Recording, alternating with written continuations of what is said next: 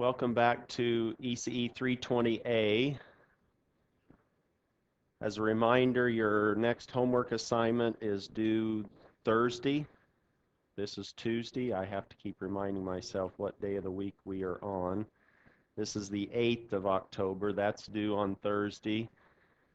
As a reminder or as your information, maybe you've already utilized these videos, but I have linked to a couple of YouTube videos that are roughly 6 and 10 minutes long that talk about how you can use a TI calculator to do these inverse Laplace transforms, some of the mechanics of that in terms of dividing the polynomials out to obtain strictly proper fractions, to do it with complex roots, etc. And so hopefully that will be helpful to you if you're interested, and that's in Unit 4 on the content page of the D2L website.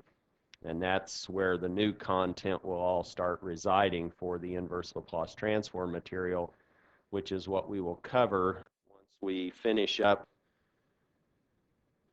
the ladder analysis that we introduced last time. And I've already written this up, and consequently this will be like another movie again. We'll just slide through this rather quickly, but it looked like I was getting quite a few head shakes in the correct direction last time, and that's why I don't want to spend a lot of time on this, but I tried to write it up maybe a little bit more carefully so that if you do want to, you can go back and look at it, and hopefully it will make sense. If it's not making sense today, you can make sense of it after the fact. Let's then get started with the ladder analysis, and you can apply this not only today when we're talking about it in the time domain, but also maybe next week when we are looking at converting the circuits, time domain circuits, directly into S domain circuits. And then we'll simply use our algebraic approach with KVL and KCL with this complex variable S to solve the circuits, and that will be in the frequency domain. You can apply this approach either place. And I'm hoping some of you went out and did your homework. You went to a hardware store. I had a lot of heads going this way when I asked if you knew what I was talking about when I mentioned a ladder. Some of you seem to plead ignorance on that account, and I saw a lot of no's being shaken, but hopefully you now know what a ladder looks like. The circuit now, if you use your imagination, looks like a ladder on its side, and that's when you can start to apply this technique of ladder analysis. And what the ladder analysis allows us to do is we can actually see the equations developing in front of us instead of just turning the crank on some matrix inverse and saying, oh, there's my answer. I don't know if it's right or not. Well, this way you can methodically develop the equations and see them growing as you write down or work from the output side of your circuit towards the input side of your circuit. And we're going to be then working across the ladder. Here's the example that we introduced last time. You reminded me that it was a second order circuit, which meant there were two energy storage devices. There's an inductor, there's a capacitor. We labeled those, and if we were trying to write the equations, if we wanted maybe two first order differential equations that are coupled, we might write our equations in terms of the capacitor voltage or the inductor current. In this case, what we want to do is we want to find one equation that relates the output voltage across our capacitor, V sub C, to this supply or this source voltage, V of t. And we haven't been told what that is. We just accept that to be some general time domain waveform, V of t, and we'll work with whatever somebody gives us. And what we want to do now is, starting on the right, we want to work our way across the ladder and find or eventually obtain the equation involving only V sub c and its derivatives and or integrals, depending on the equations that we would be writing, and the source V of t. Meaning, as we work our way from right to left, we want to start writing all of these expressions in terms of V sub c and its derivatives. And the first one we look at and we say, okay, step one, I'm going to write the current voltage relationship of a capacitor. That's ICE. That's ICE at the capacitor. I sub c is equal to c dV sub c dt. Our output voltage is V sub c, and now we've rewritten this capacitor current in terms of that capacitor voltage and or its derivative, or a linear combination of that. That should be clear as far as how we defined I sub c and V sub c. That's just definition of the current voltage relationship on a capacitor. We also know that R1 is in parallel with that capacitor. And the voltage dropped across R1 is the same voltage dropped across the capacitor. Because of that, we can immediately find or write an equation for I sub R sub 1. That's just V sub c divided by R sub 1. That's Ohm's law. And that's step number 2. I sub R sub 1 of t is V sub c over R1. Again, we've written that expression or that particular variable description, the current through the first resistor, in terms of the capacitor's voltage. Now, as we work our way across the diagram to our left, now we can write a KCL equation at node A. Doing that, we can see that I sub R sub 2 is going in, and I sub R sub 1 and I sub c are leaving. That is now our KCL equation. That's step 3. And we now have formulas or expressions for the capacitor current and the first resistor's current in terms of the capacitor voltage and or its derivative, which allows us then to express the current through the second resistor, I sub R sub 2, as this linear combination C V sub C prime, that's the current through the capacitor, plus the current through the resistor. And we're building up this relationship as we move through the ladder or across the ladder and trying to rewrite all of these variables in terms of voltages and their derivatives. Are there questions on this? Is this making sense? How we're doing this? Now that we have the current through R sub 2, we can find the voltage across R sub 2. That's just R sub 2 times I sub R sub 2. And now we have V sub R sub 2. And that's what I was calling step number 4. That's just Ohm's law. And we had I sub R sub 2 in terms of V sub c and V sub c prime. And now we have V sub R sub 2 in terms of V sub c and V sub c prime. Once we have that voltage, then we can actually obtain the voltage across the third resistor by a KVL relationship. We just go minus V sub R sub 3 plus V sub R sub 2 plus V sub c, and that allows us now to rewrite in step number 5 using KVL, maybe a little bit more complicated expression, but it's not that difficult to keep track of it. We now have minus V sub R sub 3 plus V sub R sub 2 plus V sub c. We can solve that for V sub R sub 3. That's in terms of those two voltages we just found equations for in terms of the capacitor voltage. And we can now write that down. We now again have this linear combination of the capacitor voltage and its derivative.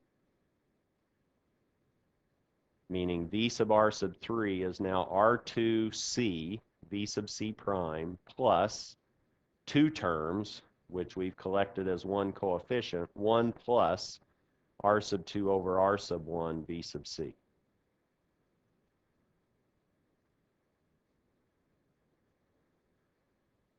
Once we have that voltage across that resistor, now we can use Ohm's law to find the current through that resistor.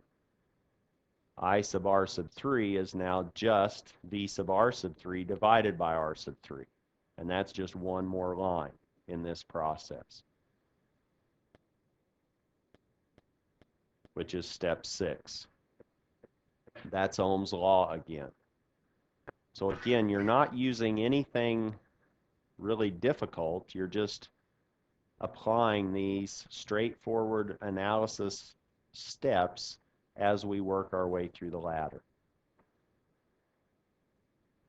And I sub r sub 3, we simply divide the v sub r sub 3 of t equation up above by r sub 3, and now we have our I sub r sub 3. Subscripts of subscripts, right? I sub r sub 3 of t. But I think you know what I mean. Once we have that current, now again we can use KCL at node B.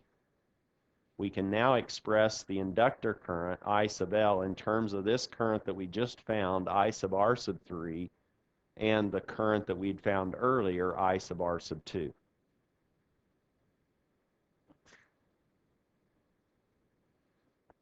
And it's just building on itself. But there's I sub L of T, made up of those other two currents, I sub R sub 3 and I sub R sub 2. And we have formulas for those, and that's what I've written down next. And maybe it's a little bit long, but then I combine all of the like terms, all of those terms involving the first derivative of v sub c, and all of those terms involving just v sub c. And I realize I may be sliding through this quicker than what you can write it down, but I'm hoping you can just see it now and maybe write it down later if you want to write it down. But are you getting the feel for this? And you probably do want to repeat it on your own. Seeing me derive it or slide through it probably isn't enough. Probably want to struggle with it a little bit on your own so that you go, how did he get through the ladder? How did he go through that? That's step 7. Step 8 is to use Eli. Eli is just the inductor voltage V is equal to L di dt, and the inductor current we just found. We differentiate that once and scale it by L, and that's now our voltage across the inductor, V sub L of t. Again, it's a string of terms, but you know where all of those terms have come from. And you can sort of check your work as you go. It's not like you turn the crank on a matrix inverse and out pops this expression, and you go, I don't know, I assume I did my algebra correct. Well, this way you can sort of check your algebra as you're working through the problem. And I'm sure you couldn't wait until I got to the last line, the last step. Step 9 is now a KVL at the very left-hand mesh. That was going through the source minus V of t across the inductor plus V sub L plus that voltage drop across the third resistor. And we now have formulas for the inductor voltage V sub L and the voltage dropped across the third resistor, V sub R sub 3. And all of those now give us these additional terms.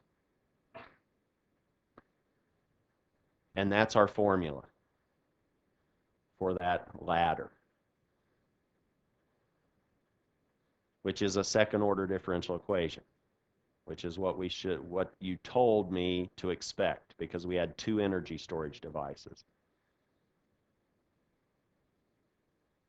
What I'm going to do is, I got tired of writing all of those R's, L's, and C's. I'm just going to collapse those down to betas.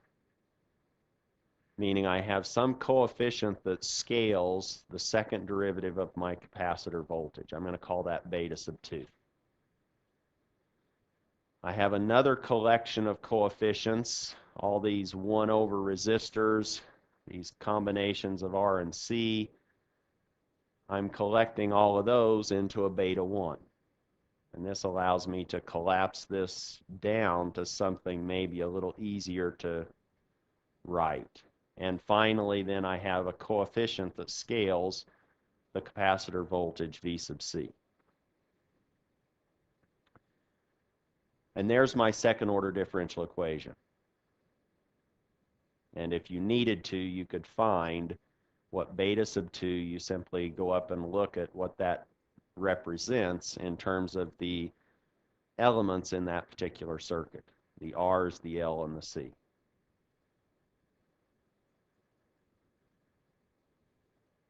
But we're now wanting to go back and forth between these two domains.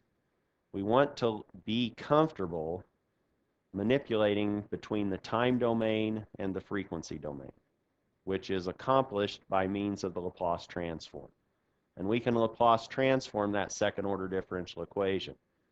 If we Laplace transform the left-hand side, that's some unknown little v of t. If we Laplace transform that, that just converts it into a capital V of s. That's the Laplace transform of little v of t. And then we have to apply our known strategy for differentiating, or I'm sorry, Laplace transforming derivatives. And that involves these initial conditions, which is where these two terms come from. If we had zero initial conditions, all of these V sub c's and V sub c primes at 0 minus would disappear. They wouldn't be in there. But if we keep it in general terms, these initial conditions, that's the capacitor voltage at time 0 minus, and the other one is the time rate of change. That's just the slope of that voltage at time 0 minus. Nothing real strange going on. It's just what's the initial capacitor voltage when we throw the switch at 0 minus, and what's the time rate of change of that voltage at 0 minus, V sub c prime.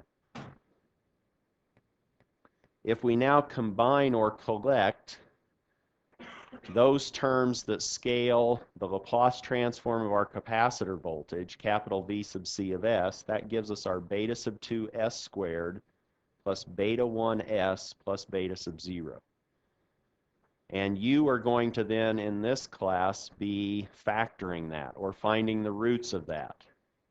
And what are the possible roots of a second order equation?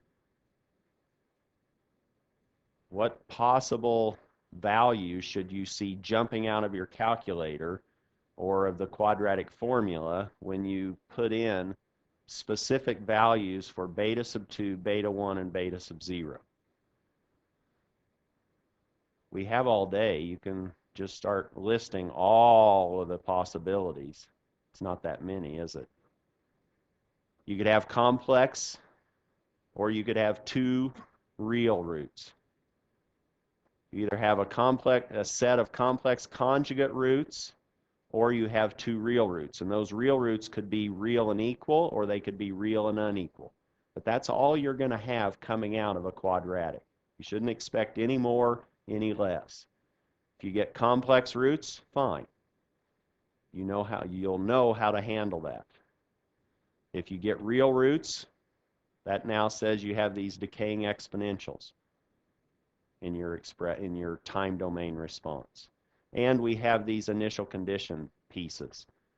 But if we were trying to solve that circuit, somebody would give us a voltage source, V of t.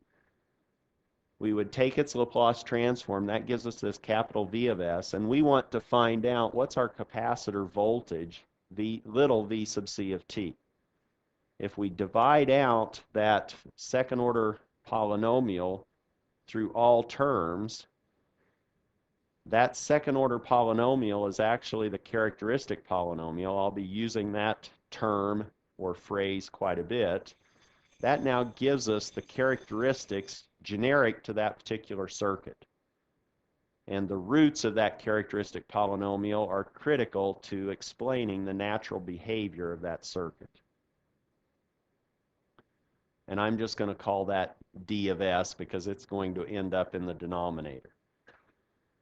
And you'll see this denominator polynomial popping up a lot. And we'll need to find the roots of that.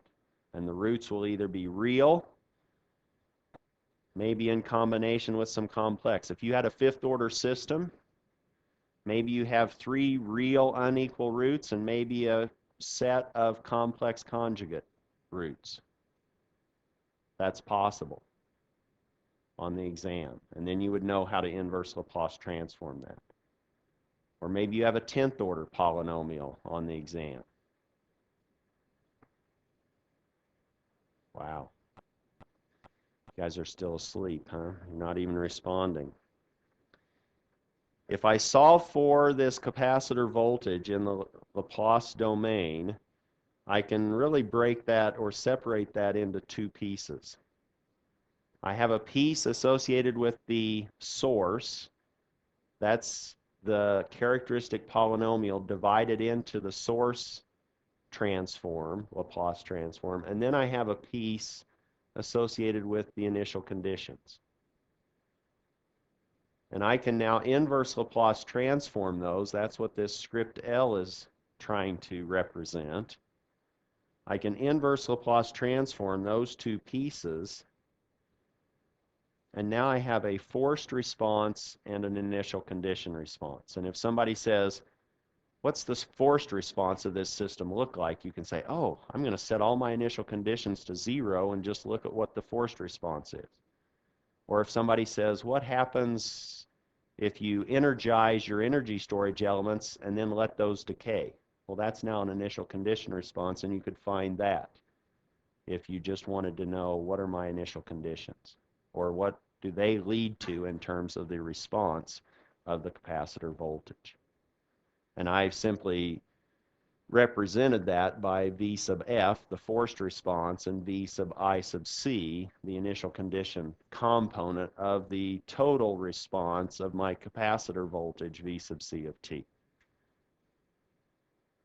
And that's what we want to be comfortable doing, is taking a circuit, right now, find the differential equation that governs the behavior or the dynamics of that circuit, Laplace transform that differential equation, and then inverse Laplace transform to get the variables that we want.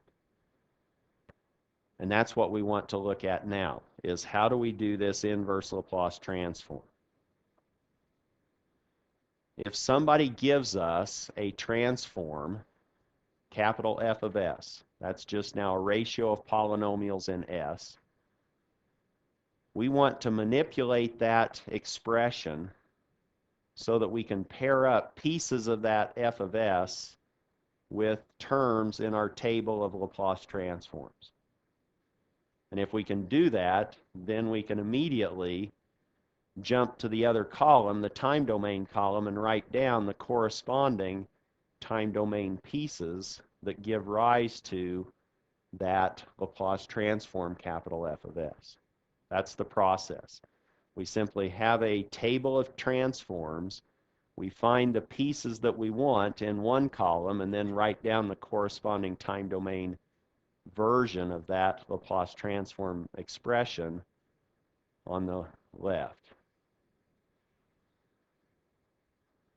Am I hearing things, or are we having something going on in the other rooms?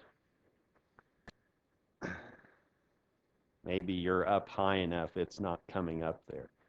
We need to design some filters, and we're going to learn how to do that. I can't hear, but for some reason I'm distracted by this noise in the other room. I need to learn to filter it out, don't I? So I need to put some kind of rejection filter in play, put that on, and then we're good to go. And we're going to learn how to build those. That's why we're studying all of this, because we can now figure out where do I put my poles and zeros in a transfer function to produce a filter behavior that I want. That's the idea. So let's now see about doing this. Shouldn't have said anything. Now everybody's into the whatever it is, singing. Let's do some examples of these Laplace transforms, or really the inverse Laplace transform.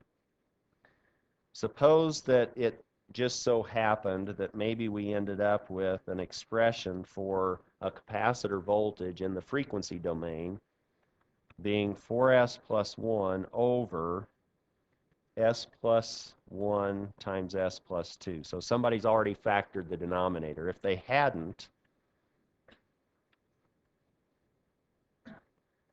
maybe you were given something like that. 4s plus 1 over s squared plus 3s plus 2. And now you want to know, what does the capacitor voltage look like in the time domain? What we want to do is we concentrate on what factors we see in the denominator. That's what we key on. And we then rewrite this using a technique. Are you familiar with partial fraction expansion? Some, yes, no. Have you heard of that?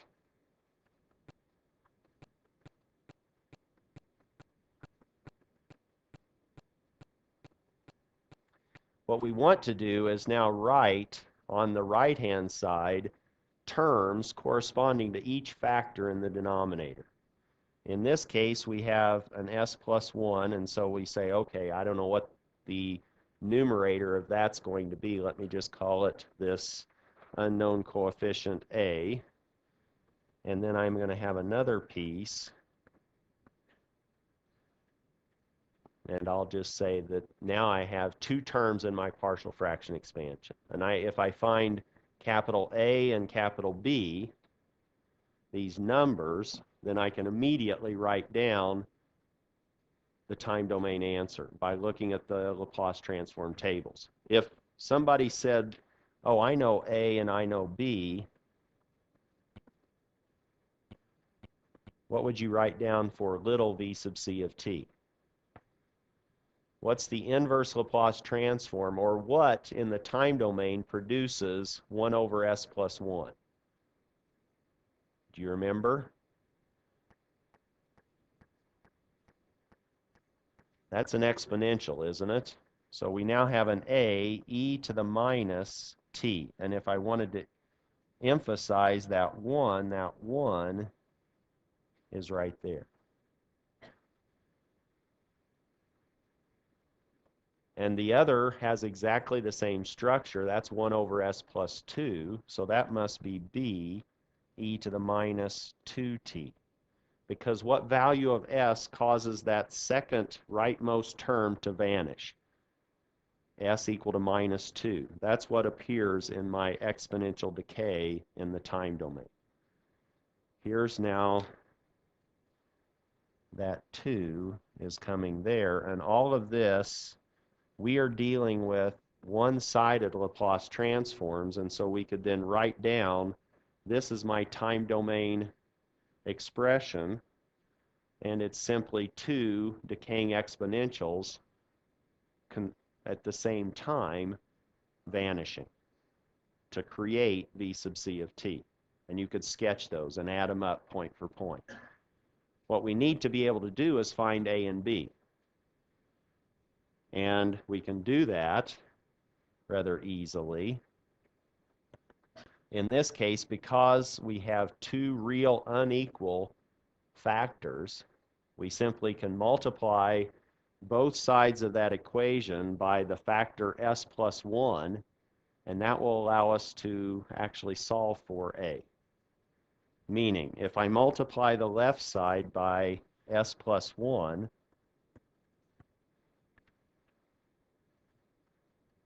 and evaluate it at s equal to minus 1, that will give me the a value that I want. What I'm doing is I'm multiplying this original expression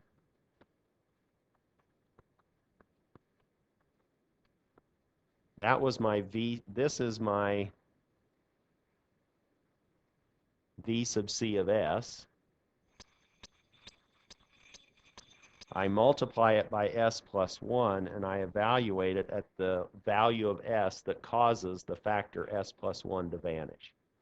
And this s plus 1 cancels, so I'm really, to finding a, I now am looking at 4s plus 1 over s plus 2 evaluated at s equal to minus 1.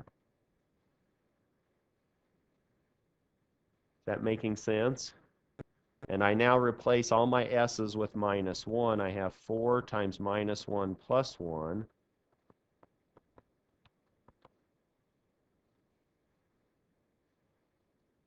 Actually, I think we could just have a weather report. That's what I'm hearing singing. I think it's the wind whistling through the doors outside. So if you're listening to this lecture and you're almost asleep tonight, you can think, oh, let me just listen to the wind,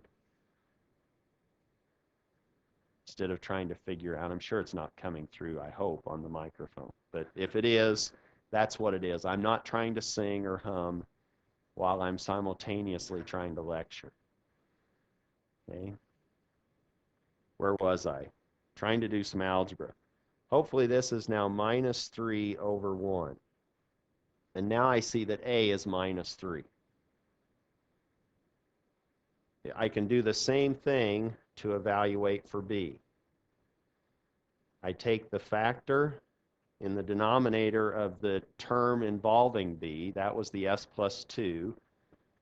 I multiply that by the left-hand side, which was v sub c of s, and I evaluate it at the value of s where that factor vanishes. And that now, if I go through this again,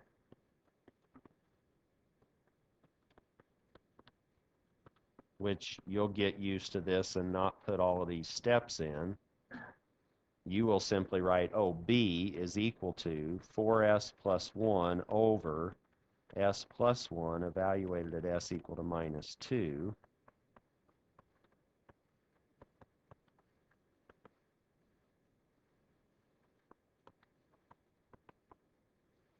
Or I now have 7 for b. Are we okay with that?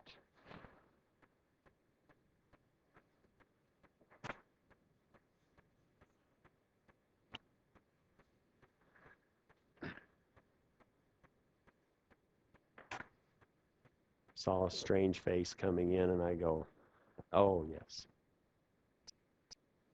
The next person to come in, well, I didn't think, I thought that was empty. It's got some fluid in it. And this is a chemistry lab, so I'm not going to worry about what's in there. Enough said. Where were we? V sub c. V sub c of s, we can now rewrite as minus 3 over s plus 1 plus 7 over s plus 2. That's what we have from our partial fraction expansion. And if you have a calculator, a TI, you could just put that whole formula in to expand, and it will produce these factors for you if they're real roots. Okay? So all of that we just did can be computed by the expand operation or function on your calculator. And we can now say that v sub c of t is this minus 3 e to the minus t plus 7 e to the minus 2t, t greater than or equal to 0. Are there questions on that? That's the easy inverse Laplace transform. When we have 2 or 3 or 4 unequal real roots, we can immediately find those partial fraction expansion coefficients, the a's, the b's, the c's, with the exact same approach, and move on. What if we give you another example? Suppose that we now have an f of s that looks like 3s over s squared plus 4s plus 13.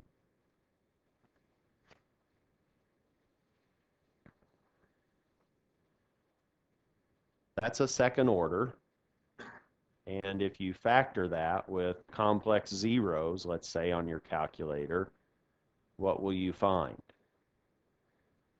You'll find that that has complex roots. So it's not going to be exactly like what we had in the previous example. But we can start to look at this many different ways, but the key point is to really key in on the denominator polynomial.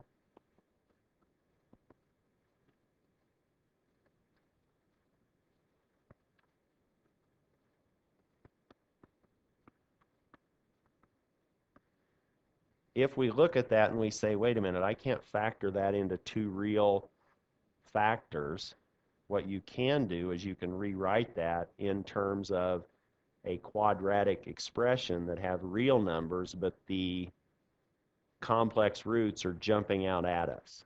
Meaning, if I looked at s squared plus 4s, what I'm really looking to try to find is some value of x that will give me the 4. I'm basically completing the square. If I look at this, I now have s squared plus 2x 2xs plus x squared. And in order to make this piece equal 4, I hope you can see that that's saying that x is equal to 2. So now I know that this denominator, need to watch what I'm dotting and dashing. Now that particular polynomial we can rewrite. We can say, okay, in our denominator, that's equal to s plus 2 squared, which is s squared plus 4s plus 4, but I didn't have a 4, I had a 13, but I can now say, well, I could get 13 if I added 9 to that, and that's what I'll do. So that now, by completing the square, my denominator I can write as this expression, s plus 2 quantity squared plus 3 squared. And the roots of that denominator, if you put those into your calculator, would actually have been at minus 2 plus and minus j3. And these numbers then, this 3 is right there, and this minus 2 is associated with the s plus 2 factor. That's where those are coming from. And once I have this form, I can now look in table 12.1 and see that these correspond to exponentially damped sines and cosines. The frequency that they shake at is the imaginary part. That's our 3 radians per second. The decay is the real part. That minus 2, that's going to be this e to the minus 2t piece. So knowing that I have roots at minus 2 plus and minus j3 clues me in to knowing that I now have sines and cosines that are exponentially damped, and I'm looking for an answer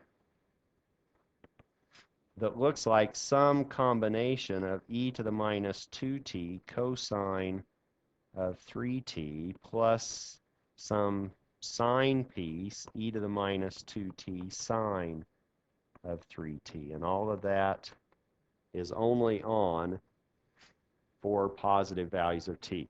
And if you were running out of time, if you had 30 seconds left on the exam, and you go, oh, my roots are here, I know the structure of my answer. I didn't have time to calculate alpha and beta. Give me another 2 minutes and I could have, but if I don't, then I can at least write down the structure of what the solution looks like. And that's what we're going for now. So now what we want to do is find these coefficients in a partial fraction expansion. We had this f of s, which was 3s over s plus 2 squared plus 3 squared. One approach for finding little f of t is to keep these coefficients as real numbers. Don't go into the complex roots piece. This is just one approach. Those videos actually show another approach to use the complex numbers, and that's what your calculator might produce for you. But here let's look at the case where we want to keep away from using complex numbers explicitly and just keep it in terms of this denominator expressed in this factored form. So we have 3s over s plus 2 squared plus 3 squared. And we know that we're going to have a cosine that's exponentially damped. And what does that cosine's Laplace transform look like? Do you remember? If you just had a cosine without any exponential damping, it would be s divided by s squared plus omega squared, right? But now, since we have this damping, the s term gets replaced everywhere with s plus 2. So we now have an s plus 2, and here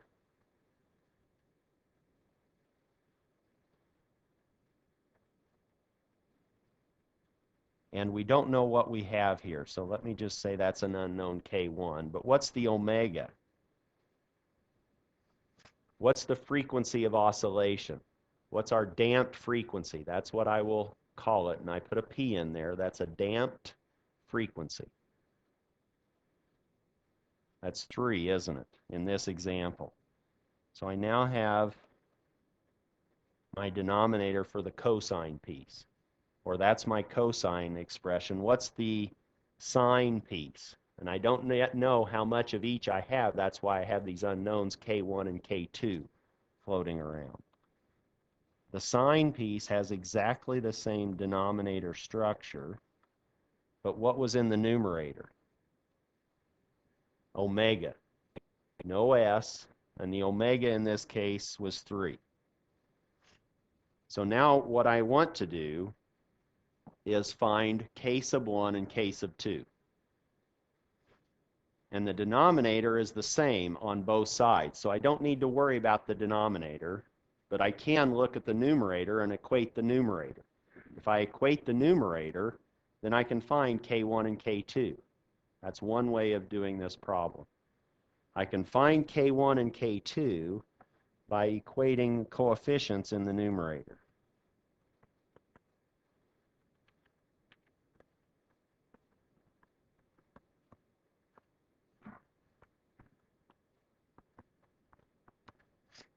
Meaning in the first piece, I actually have k1s plus 2k1 when I multiply that out, when I distribute the k1 across both pieces. And here I just have 3 k sub 2.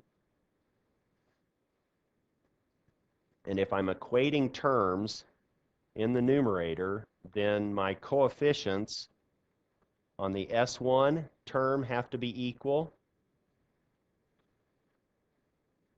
On the left-hand side, do I have any coefficients that are multiplying S? On the left-hand side in the numerator, do I have anything times S? I have 3, don't I? What do I have on the right multiplying S in the green expression? K1S plus 2K1 plus 3K sub 2.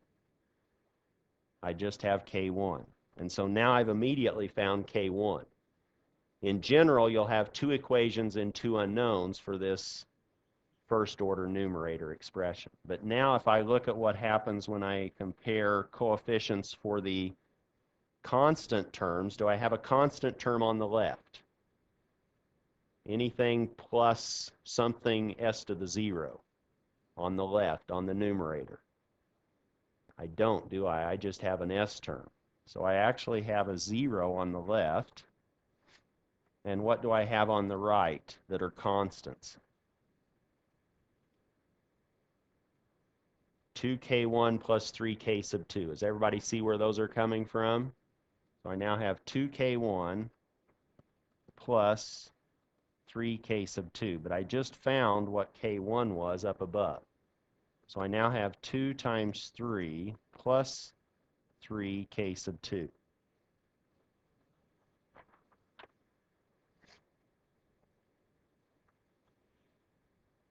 And I could divide out the 3 or do many different things, but what's k2 equal to?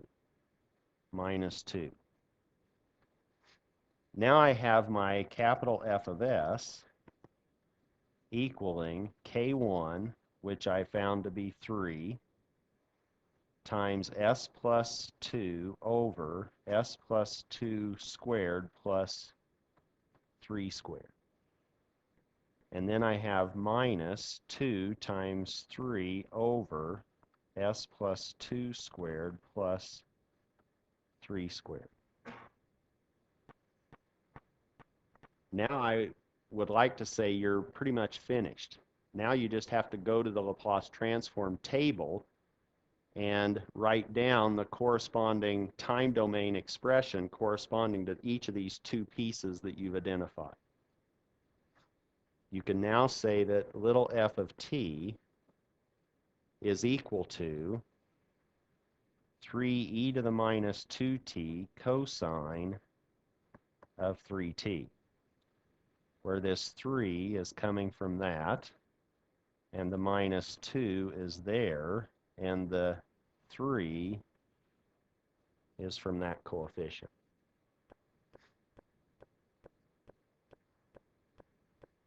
What's the second piece going to look like? I'll do the hard part, minus 2. So it's going to have the same exponential damping, e to the minus 2t, but this is now the sine term, and all of this is when t is greater than or equal to 0. Again, these pieces, the 2 is coming from the real part of my pole. The damped frequency is coming from the imaginary piece in my complex root. And the 2, or the minus 2, is coming from the coefficient.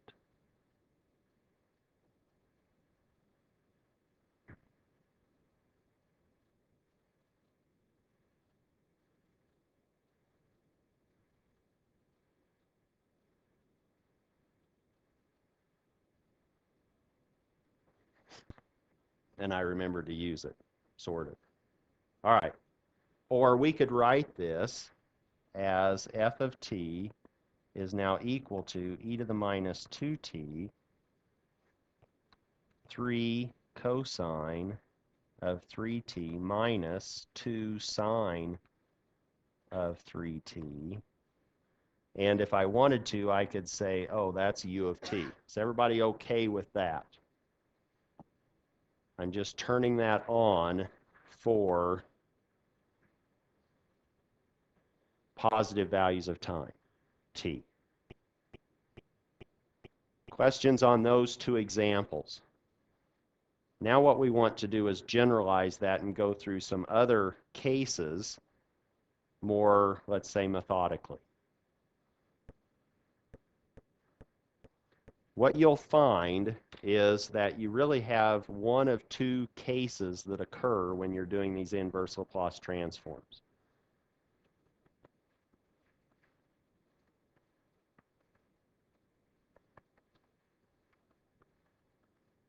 How many have already seen what I've been doing before in other classes? Ouch, not very many hands. So this is somewhat new to you. Is that true? Okay. Let me know if it's not making sense. Sometimes this is old news for most of the class. Maybe this semester it's not. The inverse Laplace transform, I'm going to say, is you're going to see one of two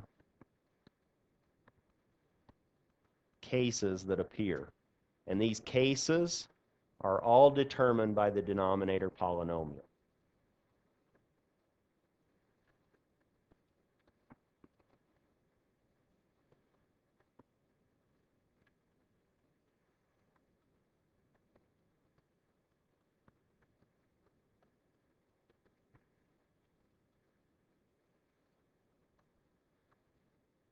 And as I'm working through this, just remember that my poles that I'm representing as p sub i's,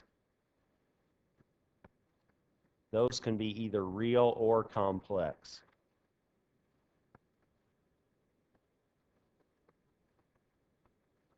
If they're complex in this class, they will occur in complex conjugate pairs, because we are going to be playing with real coefficients. We have real R's, L's, and C's in our circuits. We're not going to have a S plus 4 minus J7 and not have its conjugate somewhere else in the denominator, for example.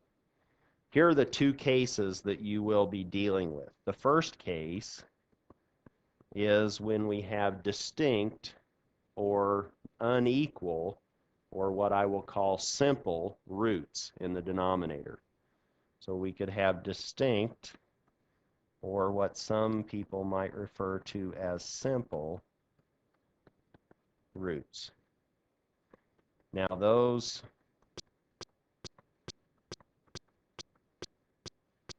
if we do have complex, then it's going to appear as a conjugate, and those are distinct, aren't they? One's in the below the horizontal line, one's above the horizontal line. Meaning if I had maybe poles at those 4 locations, there's 4 distinct poles. Maybe this one's at -1, maybe this one's at -4, this one's, these two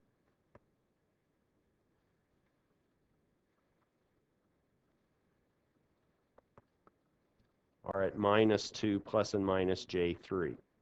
That's the first case. Meaning if we looked at the ratio of polynomials, we'll have some numerator, n sub 1 of s, over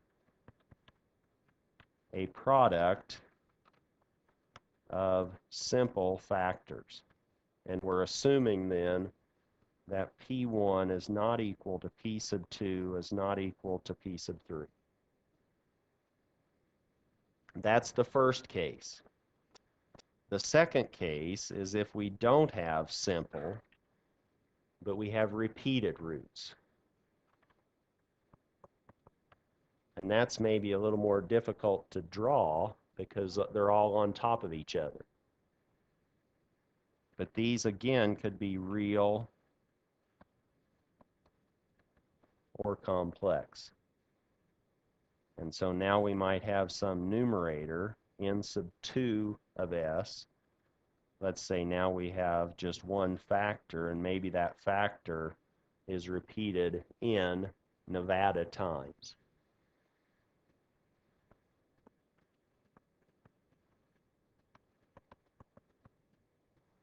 So we have n roots at s equal to minus p. In the complex S-plane, like I said, this may not be easy to diagram, so a lot of times I sort of show them a little bit apart, but there I might have 3 roots at s equal minus 2, where this is now my S-plane, and little n, Nevada, is 3. I have 3 roots at s equal to minus 2. And really, they're all at the same place. Now, before we start jumping into these cases and computing these partial fraction expansions, we have to make one other qualifying condition true. And that is the numerator polynomial needs to be less than the denominator polynomial. The degree of the numerator needs to be less than the degree of the denominator. So that's a big star. And you were disappointed that you hadn't been getting stars all semester. Now I'm going to give you a star. Okay? Maybe you can cut this out and put it on your refrigerator when you get home. I got a star today in class, right? So now, before performing any inverse Laplace transform,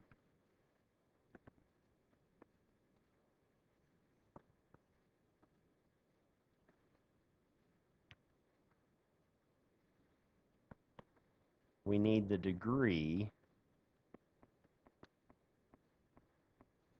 of the numerator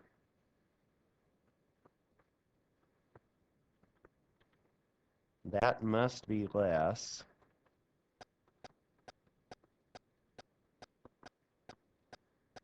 than the degree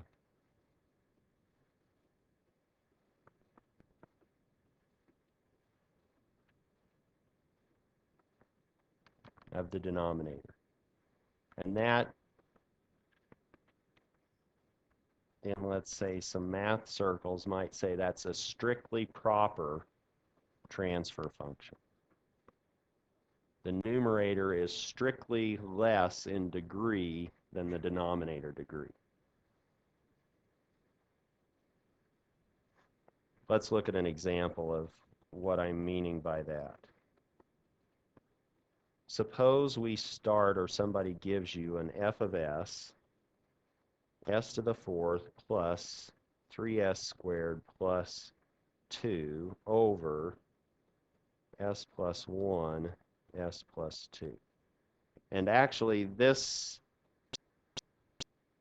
degree being improper, the numerator degree being larger than the denominator, that's more of an academic issue. Hopefully this won't happen in practice, because you're going to see what's going to happen when we have this mismatch of degree. You're going to get impulses and derivative of impulses. And if you thought impulses were weird, what's the derivative of an impulse look like? So it's not very physical.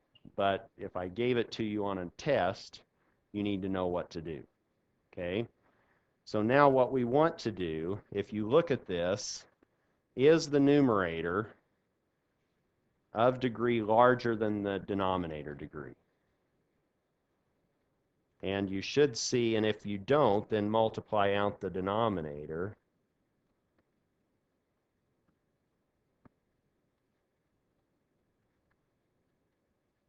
You can now see that the degree of the numerator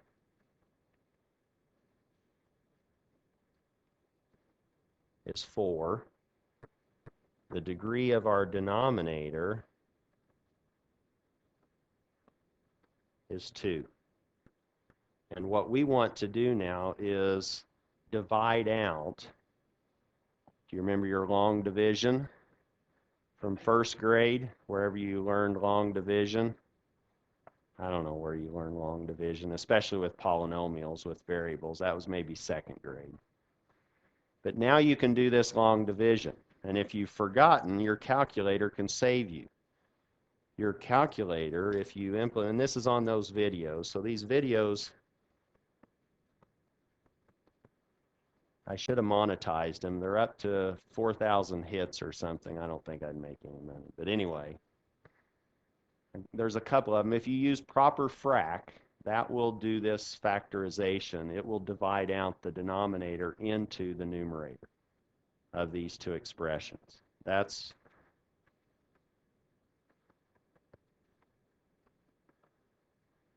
But what we want to do is we are actually going to rewrite that f of s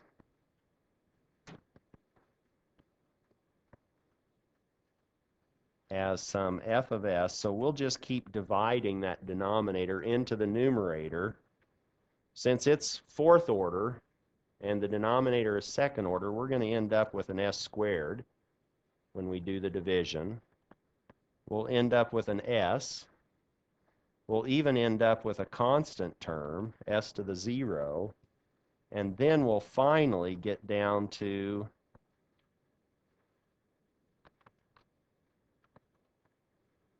the piece that we will be able to apply our two cases to, one of two cases. And this is what we will then be focusing on, but we'll have to inverse Laplace transform those also.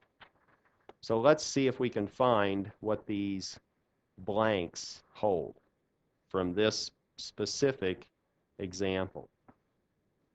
Here's our long division. If we had to do this by hand, and it's not that difficult, but now we're dividing s to the fourth plus, and now let me leave myself some space because I'm going to have an s cubed in there. It's not there, but it is there, if that makes any sense, plus no s, but I have a constant piece.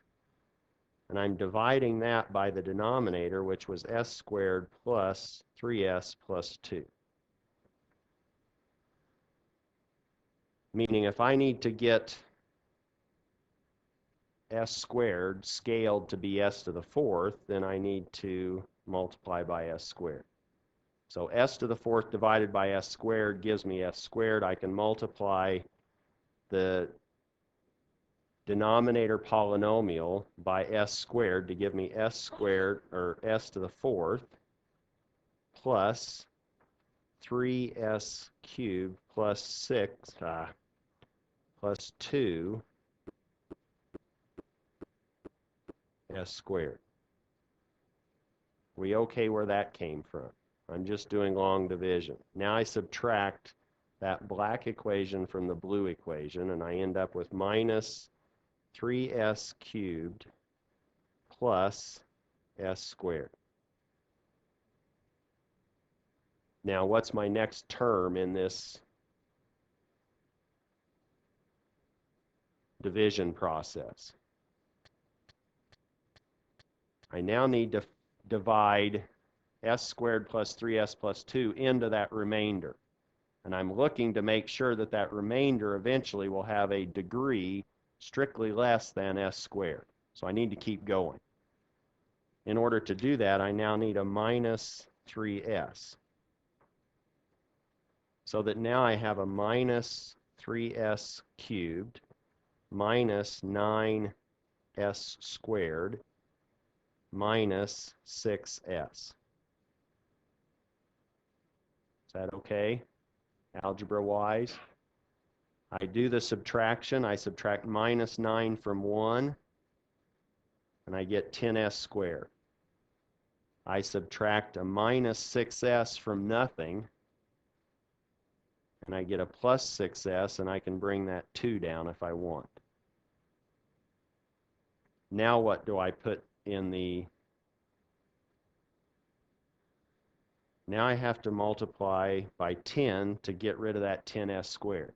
I now have a 10s squared plus 30s plus 20. Subtracting this, I have minus 24s minus 18. And now my degree of that remainder is strictly less than the s squared. And now I can stop my division process. I'm now ready to rewrite f of s as these top terms, s squared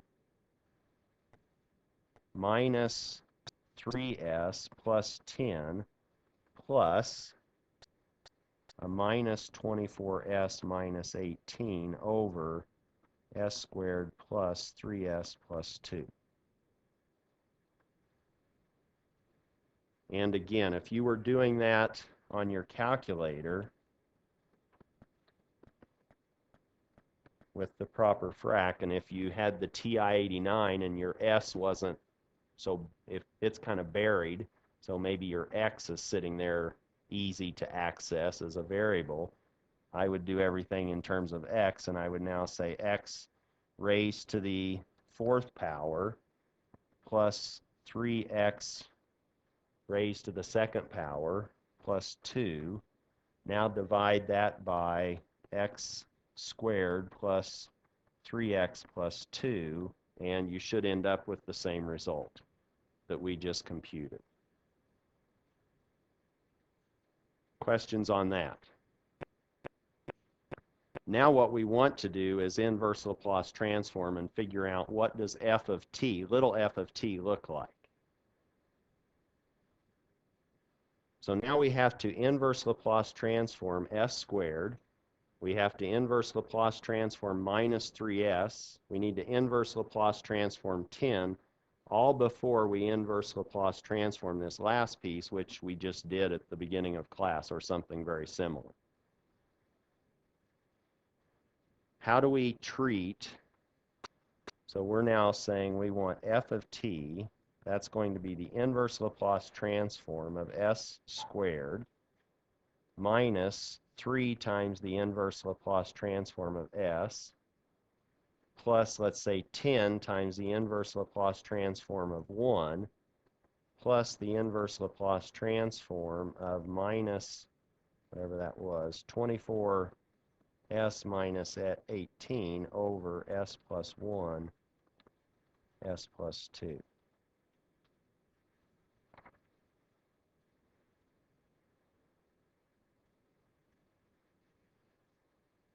Let's see if we can inverse Laplace transform these first three terms.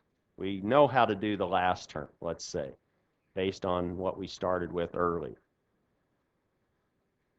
Do you remember any of our Laplace transform pairs? What if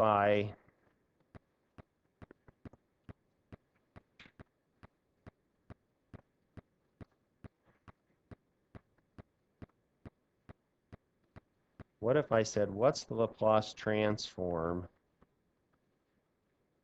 of this impulse? And what will you see when you see that impulse?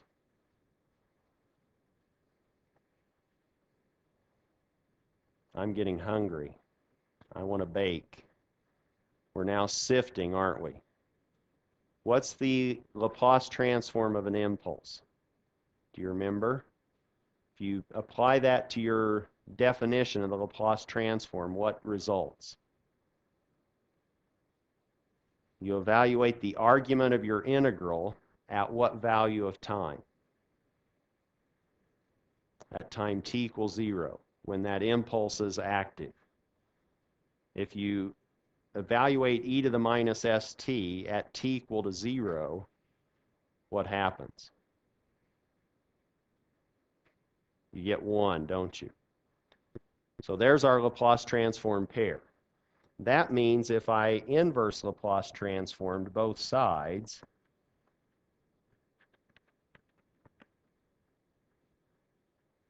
does that make any sense?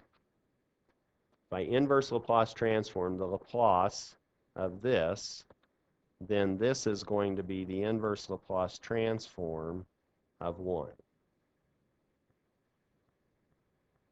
But what's the inverse Laplace of the Laplace? Should just get the original back. So this is now delta of t is the inverse Laplace transform when we have a constant. That now allows us to be able to inverse Laplace transform that piece, because that piece was just 10 times the inverse Laplace transform of 1. And we just convinced ourselves of what the inverse Laplace transform of 1 is. That's an impulse. Now we need to find the inverse Laplace transform of s and s squared. Do you remember how we obtained s's when we were Laplace transforming? Derivatives, wasn't it? So now if we looked at the Laplace transform of the derivative of an impulse, that's now in the Laplace domain, that's s times the Laplace transform of delta of t minus the impulse at 0 minus. What's the impulse just to the left of 0?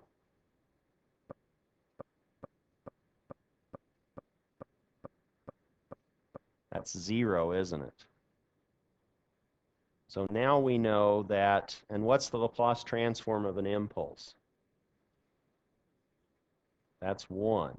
So now we know that s, if we did the same strategy that we did before,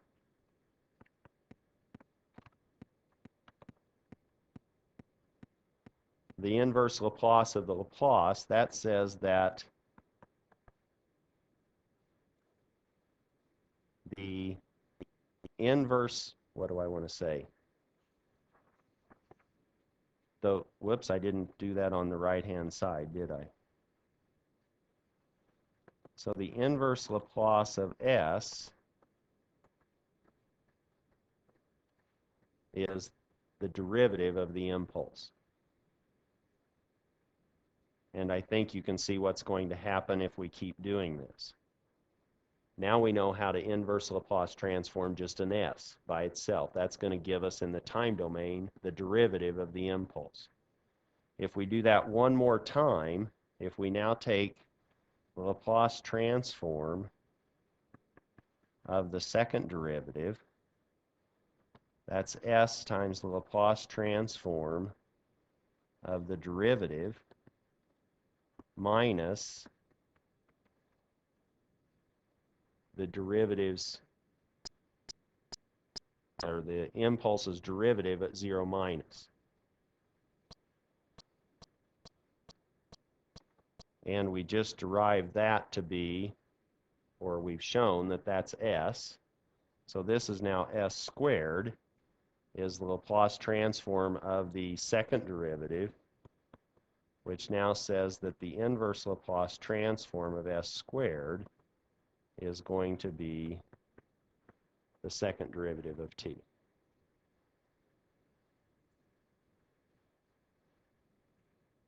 So now we can say that f of t is equal to, now we can inverse Laplace transform these three terms.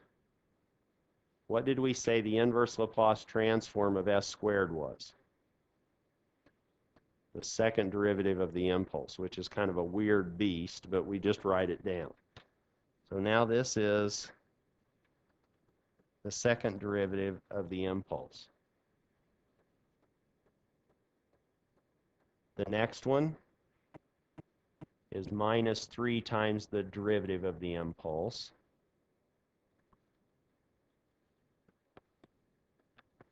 plus 10 times the impulse. That's an impulse with a weight of 10 plus the inverse Laplace transform of minus 24s minus 18 over s plus 1, s plus 2.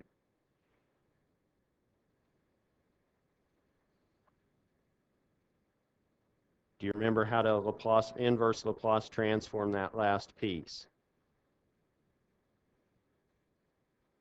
So if we were looking at the inverse Laplace of minus 24s minus 18 over s plus 1, s plus 2, structurally, what does that look like?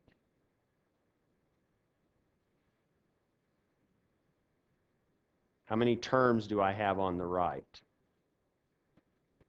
How many terms do I have in the denominator? I have two linear terms, and I have two real unequal roots, don't I?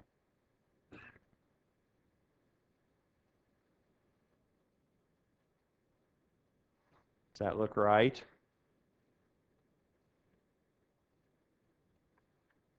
Can we find A and B? What's the formula for A?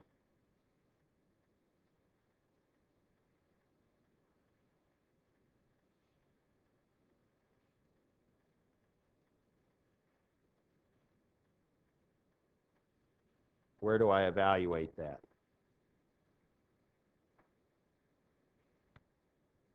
Where the denominator polynomial associated with A vanishes, and that's when s is equal to minus 1. So that I now have minus 24 times a minus 1 minus 18 over minus 1 plus 2. So I have 24 minus 18 divided by 1. So A is 6. What's B? I end up with the same numerator. My denominator now is reduced by the cancellation of the s plus 2 factor. At what point or what value of s do I evaluate this? This is now minus 2, and now I have minus 24 minus 2 minus 18 over minus 2 plus 1. So is that 48 minus 18? Is that right? Or B, is now minus 30. Did I do the math right? So that now I know what f of t is. F of t is now this delta double prime minus 3 delta prime plus 10 delta of t plus 6 e to the minus t minus 30 e to the minus 2t, t greater than or equal to 0. And that's our time domain expression for capital F of s that was improper to begin with. And we'll pick up at that point on Thursday.